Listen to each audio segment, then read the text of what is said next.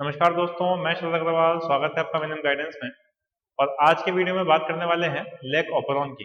अपने पिछले वीडियो में हमने बात करी थी control of gene expression, positive control और नेगेटिव कंट्रोल कैसे होता है। आज बात करेंगे उससे एक स्टेप आगे लेक ऑपेरॉन एग्जाम्पल या मॉडल की। तो चलिए शुरू करते हैं।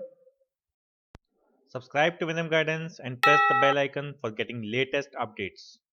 दोस्तों, ये लेक ऑपेरॉन मॉडल दिया था जैकब एंड मोनोड ने। यही दो साइंटिस्ट थे जिन्होंने सबसे पहले ये आइडेंटिफाई किया कि एक ओपेरॉन सिस्टम होता है। और इस लेक ओपेरॉन सिस्टम में बेसिकली तीन एंजाइम्स होते हैं, Z, Y एंड A। और ये तीनों ही जीन्स जिन एंजाइम्स को कोड करते हैं वो है बीटा गैलेक्टोसाइडेज,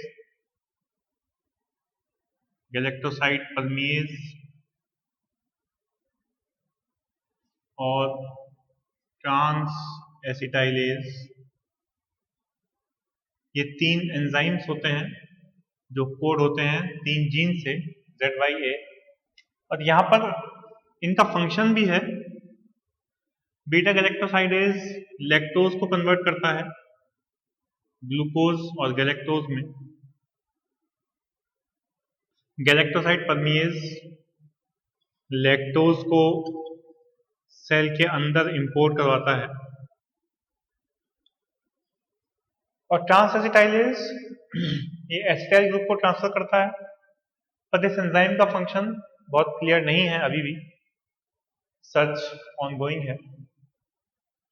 तो ये है तीन मेन जीन्स जिनकी हमें बात करनी है। इसके अलावा इस लेक ऑपेरॉन में होता है ऑपरेटर, या हम कह सकते हैं रेगुलेटरी प्रोटीन बाइंडिंग साइट, फिर प्रमोटर और एक और साइट होती है जिसे हम बोलते हैं कैप CAMP बाइंडिंग साइट। तो ये इतनी सारी अलग अलग साइट्स हैं, सभी के बारे में डिटेल में बात करेंगे।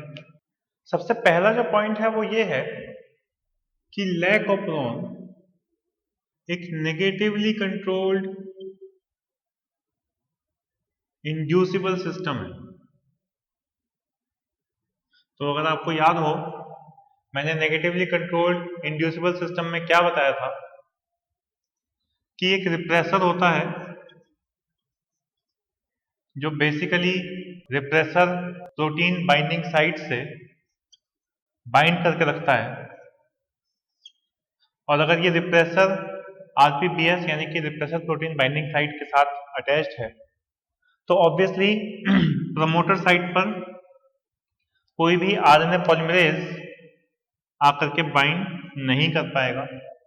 जब RNA पॉलीमरेज यहाँ बाइंड नहीं करेगा तो आगे जो ट्रांसक्रिप्शन प्रोसेस है वो नहीं होगी। ये इस तरीके से चलता है। इसके बाद इसमें आता है एक इंड्यूसर। इंड्यूसर क्या करता है? इंड्यूसर बाइंड करता है इस रिप्रेसर के साथ। अगर इंड्यूसर रिप्रेसर कॉम्प्लेक्स बन गया तो ये इंड्यूसर रिप्रेसर कॉम्प्लेक्स इस RPBS पे बाइंड नहीं करेगा, RNA पॉलीमरेज बाइंड कर जाएगा, जिसकी वजह से ट्रांसक्रिप्शन आगे मूव ऑन कर जाएगी। मतलब इस पूरे सिस्टम में अगर हम कंपेयर करें तो एक इंड्यूसर होगा जो इस सिस्टम को स्विच ऑन करवाएगा। वो इंड्यूसर लेक ऑपेरॉन में क्या होता है? एलोलैक्टोज। अब ये एक नया नाम आ गया। अभी तो बात हो रही थी लैक्टोज की, अब मैंने बात कर दी एलोलैक्टोज की। होता क्या है कि जिस टाइम ये पूरा सिस्टम रिप्रेस्ड स्टेट में होता है, रिप्रेस्ड स्टेट मतलब जिस टाइम ये पूरा का पूरा जीन स्विच ऑफ है, ये वाली स्टेट जब रिप्रेसर RPBS के साथ बाउंड है, उस कंडीशन में भी ये बीटा गैलेक्टोसाइडेज एंजाइम बहुत ही कम क्वांटिटी में एक्सप्रेस होता है। बिल्कुल जिस टाइम ये रिप्रेस्ड स्टेट में है जीन, या लैक ऑपरॉन, उस टाइम पर भी ऐसा नहीं है कि एक्टिविटी जीरो है। बहुत ही माइन्यूट क्वांटिटीज में बीटा गैलेक्टोसाइडेज एंजाइम एक्सप्रेस हो रहा है, जिसकी वजह से ये माइनर क्वांटिटीज में, बहुत कम क्वांटिटी में जब एक्सप्रेस होगा तो ये इस लैक्टोज को कन्वर्ट कर देगा एलोलैक्टोज में, और ये एलोलैक्टोज इंड्यूसर की तरह आएगा, इसके रिप्रेसर से बाइंड करेगा, इस रिप्रेसर को इनएक्टिव करेगा, और फिर आरएनए पॉलीमरेज यहाँ बाइंड करेगा, and obviously the transcription will go on. तो इस फिगर में ध्यान से देखिए आप, बीटा गैलेक्टोसाइडेज एंजाइम जब लैक्टोज पर एक्ट कर रहा है तो दो तरह के प्रोडक्ट बन रहे हैं। पहला, फॉर्मेशन ऑफ लैक इंड्यूसर, जिसको एलोलैक्टोज कहा। लैक्टोज और एलोलैक्टोज में आपको बहुत ज्यादा डिफरेंस नहीं मिलेगा, माइनर स्ट्रक्चरल डिफरेंस है जो आप फिगर देख के समझ सकते हैं। दूसरा, कैटाबॉलिज्म ऑफ लैक्टोज, जिसके थ्रू लैक्टोज डाइसैकेराइड का ब्रेकडाउन हो रहा है, लैक्टोज कन्वर्ट हो रहा है ग्लूकोज और गैलेक्टोज में। तो लैक्टोज में जो बॉन्डिंग है वो आप देखिए, यहाँ पर बीटा 1,4 बॉन्डिंग है ग्लूकोज और गैलेक्टोज के बीच में, जबकि एलोलैक्टोज में बॉन्डिंग है बीटा 1,6। तो बस ये बॉन्डिंग का ही डिफरेंस है लैक्टोज और एलोलैक्टोज में। और ऑब्वियसली जब ये हाइड्रोलिसिस करेगा, बीटा गैलेक्टोसाइडेज एंजाइम लैक्टोज का हाइड्रोलिसिस करेगा तो दो प्रोडक्ट बनाएगा, गैलेक्टोज और ग्लूकोज। लैक ऑपरॉन में जो रिप्रेसर है वो कोड होता है लैक आई जीन से, जिसको हम बोलते हैं लैक रेगुलेटर जीन। तो ऑब्वियसली जैसा कि मैंने आपको बताया था, एक रेगुलेटर जीन होगा जो जरूरी नहीं है कि इस ऑपरॉन के पास में हो, दूर भी हो सकता है। ये जो रेगुलेटर जीन है ये कोड करेगा रिप्रेसर को, यही रिप्रेसर बनाएगा। इस जीन का नाम दे दिया लैक आई जीन। ओके, ये लैक आई जीन इस रिप्रेसर को बना रहा है। और लैक ऑपरॉन के केस में जो रिप्रेसर है वो टेट्रामर की तरह काम करता है। It works like a tetramer, मतलब कि इस जीन से एक प्रोटीन बना, इस जीन से दूसरा प्रोटीन बना, इस जीन से तीसरा प्रोटीन बना, इस जीन से चौथा प्रोटीन बना, ये चारों प्रोटीन आपस में असेंबल कर गए। अब ये बना एक्टिव रिप्रेसर। अकेला प्रोटीन कुछ नहीं कर सकता। एक्टिव रिप्रेसर बनने के लिए 4 सब यूनिट्स का आपस में बॉन्ड होना जरूरी है। ये जब चारों एक साथ बाउंड हो जाएंगी, असेंबल हो जाएंगी, तो ये एज ए सिंगल यूनिट जाकर के अटैच होगी ऑपरेटर साइड पे। अगर ये रिप्रेसर ऑपरेटर साइड पे बैठ गया तो आरएनए पॉलीमरेज यहाँ नहीं आएगा, जिसकी वजह से आगे की ट्रांसक्रिप्शन नहीं होगी, यानी कि लैक ऑपरॉन रिप्रेस्ड स्टेट में। दोस्तों नेक्स्ट बात करते हैं कैटाबोलाइट रिप्रेशन की। इसी को हम ग्लूकोज इफेक्ट भी बोलते हैं। क्या है ये ग्लूकोज इफेक्ट? हमने बात कर ली प्रमोटर की, हमने बात कर ली ऑपरेटर की, हमने बात कर ली तीनों जीन्स की, क्या क्या प्रोटीन बनाते हैं, इन प्रोटीन्स का क्या काम है। हमारी जो बात रह गई वो रह गई कैप CAMP बाइंडिंग साइट की। मुद्दा यह है कि अगर किसी बैक्टीरिया के, जिसके पास लैक ऑपरॉन सिस्टम है, इसके चारों तरफ ग्लूकोज प्रेजेंट है, मतलब एक माइक्रो ऑर्गेनिज्म जिसके पास लैक ऑपरॉन सिस्टम है, उसके पास as a food availability glucose की है, तो ये कल्चर लैक्टोज को क्यों खाएगा? ये बैक्टीरिया लैक्टोज को एज ए फूड क्यों यूज करेगा? इसको तो ऑलरेडी बना बनाया ग्लूकोज मिल रहा है। लैक्टोज अपने आप में डाइसैकेराइड है। इस लैक्टोज का जब ब्रेकडाउन होगा तब एक ग्लूकोज और एक गैलेक्टोज बनेगा। मतलब कि ग्लूकोज बनाने के लिए, लैक्टोज से ग्लूकोज बनाने के लिए इन जीन्स को स्विच ऑन करना पड़ेगा, तभी तो काम होगा। और अगर ऑलरेडी बना बनाया ग्लूकोज मिल रहा है तो फिर ये इन जीन्स के स्विच ऑन होने का क्या मतलब है? फिर तो ये जीन स्विच ऑफ भी रहे तो भी कोई इशू नहीं है। मतलब कि अगर ग्लूकोज प्रेजेंट है सराउंडिंग में, तब भी ये पूरा ऑपरॉन सिस्टम स्विच ऑफ ही रहना चाहिए। इस स्विचिंग ऑफ में ये ग्लूकोज भी काम करता है। कैसे काम करता है? बेसिकली अगर ग्लूकोज प्रेजेंट है तो आपने पढ़ा है ग्लूकोज का जब ब्रेकडाउन होता है, डाइजेशन होता है, तो उससे एटीपी रिलीज होती है। ठीक है, जितनी एटीपी ज्यादा होगी उतनी एएमपी कम होगी। ये AMP is adenosine monophosphate, ATP adenosine triphosphate. तो अगर ये ज्यादा होगा ये कम होगा, ये कम होगा मतलब कि साइक्लिक एएमपी, जो सीएमपी की बात हो रही है, ये सीएमपी की कंसेंट्रेशन भी कम होगी। कोई डिफरेंस नहीं है। एएमपी एडिनोसिन मोनोफॉस्फेट एक ओपन स्ट्रक्चर है, साइक्लिक एडिनोसिन मोनोफॉस्फेट एक रिंग स्ट्रक्चर है, क्लोज स्ट्रक्चर है। जब इसकी कंसेंट्रेशन कम होगी तो ये सीएमपी मॉलिक्यूल इस कैप प्रोटीन से, इसको हम बोलते हैं कैटाबोलाइट एक्टिवेटर प्रोटीन, इस कैप के साथ ये बॉन्डिंग नहीं बनाएगा क्योंकि ये तो खुद ही बहुत कम है कंसेंट्रेशन में। जब ये बॉन्डिंग नहीं बनाएगा तो ये पूरा का पूरा कॉम्प्लेक्स इस साइट पर जाकर के बाइंड नहीं करेगा क्योंकि ये अपने आप में कॉम्प्लेक्स बहुत कम बना हुआ है या है ही नहीं बिल्कुल।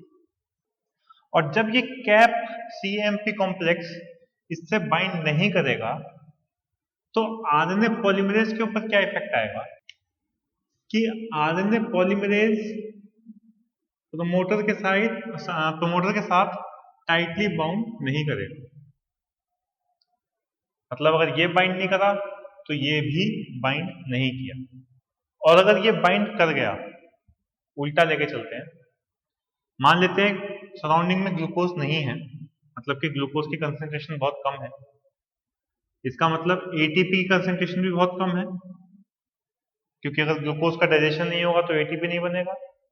एटीपी की कंसेंट्रेशन कम है मतलब कि एएमपी की या फिर सीएएमपी की कंसेंट्रेशन ज्यादा है। जब सीएएमपी की कंसेंट्रेशन ज्यादा है तो ज्यादा क्वांटिटी में कैप प्रोटीन और सीएएमपी बाइंड करेंगे। इसको अगर मैं ऐसे बना दूं, मान लेते हैं ये कैप प्रोटीन है, ठीक है, और ये सीएमपी है, तो ये कॉम्प्लेक्स बहुत ज्यादा क्वांटिटी में बन जाएगा। तो ये कॉम्प्लेक्स ज्यादा क्वांटिटी में बनेगा तो यहां आकर के बाइंड करेगा। ये बाइंड कर गया, बाइंड करने के बाद जब ये इससे बाइंड करेगा तो आरएनए पॉलीमरेज अपने प्रमोटर से टाइटली बाइंड करेगा। जब ये टाइटली बाइंड करेगा तो ट्रांसक्रिप्शन तेजी से होगी। तो इस पूरे इफेक्ट को बोलते हैं हम ग्लूकोज इफेक्ट। ये कैप सीएमपी, कैप कभी भी अकेला बाइंड नहीं करेगा।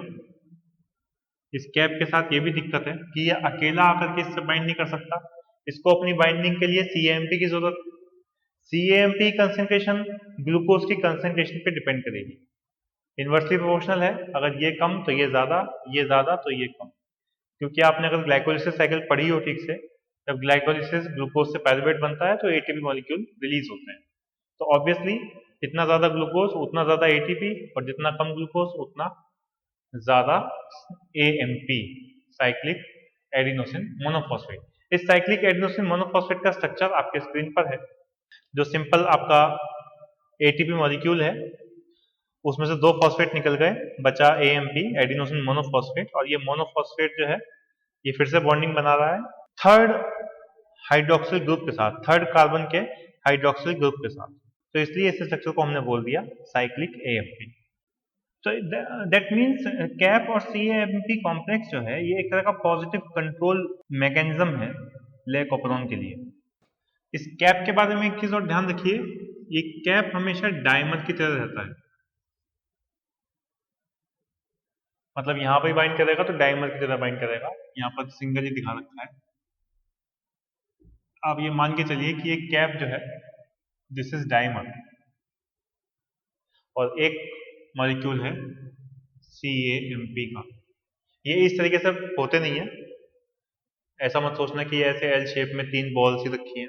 स्ट्रक्चरली चीजें अलग होती हैं, समझाने के लिए हमको ऐसे बनाना पड़ता है डायग्राम ताकि बात समझ में आ जाए। कैप डायमर की तरह होता है, CAMP का स्ट्रक्चर आप देख चुके हो। जब तक CAMP प्रेजेंट नहीं हुआ कैप अकेला बाइंड नहीं करेगा, इसको हमेशा बाइंडिंग के लिए CAMP की जरूरत है। दोस्तों एक डायग्राम है आपके स्क्रीन पर जिसमें लिखा हुआ है बेंट डीएनए, और इस बेंट डीएनए के बीच में दिखा रखा है कैप CAMP। बेसिकली मुद्दा ये है कि जब ये कैप और CAMP डीएनए के साथ बाइंड करते हैं तो इस डीएनए में एक बैंड आ जाता है। ये डीएनए थोड़ा सा घूम जाता है, इसके अंदर एक बैंड आ जाता है। कुछ बैंड इस तरह का है जैसे कैप CAMP प्रोटीन के ऊपर डीएनए का रैपिंग हो। इस बेंडिंग की वजह से आरएनए पॉलीमरेज एंजाइम इजीली अपने प्रोमोटर साइट पर बाइंड कर सकता है। यही रीजन है जो मैंने आपको बताया कि ये आरएनए पॉलीमरेज क्यों टाइटली बाइंड कर रहा है प्रोमोटर के साथ। जैसे ही ये कैप CAMP बाइंड करेगा तो डीएनए घूम जाएगा। उस घूमने की वजह से ये प्रोमोटर रीजन एक्सपोज हो जाएगा, बाहर की तरफ एक्सपोज हो जाएगा। जब ये एक्सपोज हुआ तो आरएनए पॉलीमरेज एंजाइम जो है वो इजीली जाकर के प्रोमोटर से बाइंड करेगा। अब जैसे ये बाइंड करेगा उसके आगे तो ये अपना काम करेगा ही करेगा। इसी के साथ ऑपरेटर साइड की भी बात करते हैं। लेक ऑपरेशन में केवल एक ही ऑपरेटर नहीं होता, बेसिकली ऑपरेटर 3 होते हैं, operator 1, operator 2, operator 3। There are 3 operators. Jacob and Monod ने कहीं लिखा था मैंने, जैकब एंड मोनोड जो साइंटिस्ट थे उन्होंने केवल एक ही ऑपरेटर को सर्च किया था, ढूंढा था। लेकिन उसके बाद ऑपरेटर 2 और ऑपरेटर 3 भी पाए गए और ये भी देखा गया कि इनकी प्रेजेंस भी इस लेक ऑपरेशन के सिस्टम को कंट्रोल करती है, इसीलिए उनका नाम ऑपरेटर दिया ऑब्वियसली। ये ऑपरेटर 2 जो है ऑपरेटर 1 के नीचे प्रेजेंट है, डाउनस्ट्रीम Z जीन के अंदर। तो ऑपरेटर 2 कहीं ना कहीं यहां पर प्रेजेंट है। ये मान लेते हैं कि दिस रीजन इज ऑपरेटर 2। और ऑपरेटर 3 जो है, ये ऑपरेटर 3 ऑपरेटर 1 से, अगर ये ऑपरेटर 1 है तो इससे अपस्ट्रीम प्रेजेंट है, प्रोमोटर रीजन के अंदर ऑपरेटर 3 प्रेजेंट है। अब आप डायग्राम में ध्यान से देखिए, जो रिप्रेसर मॉलिक्यूल है वो एक टाइम पर ऑपरेटर 1 और उसके साथ साथ या तो ऑपरेटर 2 या ऑपरेटर 3 से बाइंड करता है। या तो वो ऑपरेटर 2 से बाइंड करेगा या ऑपरेटर 3 से बाइंड करेगा, ऑपरेटर 1 के साथ साथ। ऑपरेटर 1 से तो बाइंड करेगा ही करेगा, एक एंड ऑपरेटर 1 से बाइंड करेगा, दूसरा एंड या तो ऑपरेटर 2 से या ऑपरेटर 3 से बाइंड करेगा, जिसकी वजह से जो डीएनए मॉलिक्यूल है उसके अंदर फिर से एक बैंड आ जाएगा और डीएनए का एक hair pin loop like structure बन जाएगा, जैसा कि आपको फिगर में दिख रहा है, एक लूप लाइक स्ट्रक्चर बन जाएगा। तो ऑब्वियसली जब ये लूप लाइक स्ट्रक्चर बन जाएगा तो डीएनए अपना काम ही नहीं करेगा, ट्रांसक्रिप्शन होगी ही नहीं। तो दोस्तों आज के वीडियो में इतना ही। अगर आपको ये वीडियो पसंद आया, समझ में आया, तो ब्लैक थंब को ब्लू करना बिल्कुल मत भूलिए। और अगर आप फर्स्ट टाइम मेरे चैनल पर आए हैं तो बेल आइकन के साथ सब्सक्राइब बटन प्रेस कीजिए ताकि नेक्स्ट वीडियो का नोटिफिकेशन आपको मिल सके। फिर मिलेंगे अगले वीडियो में, तब तक के लिए नमस्कार।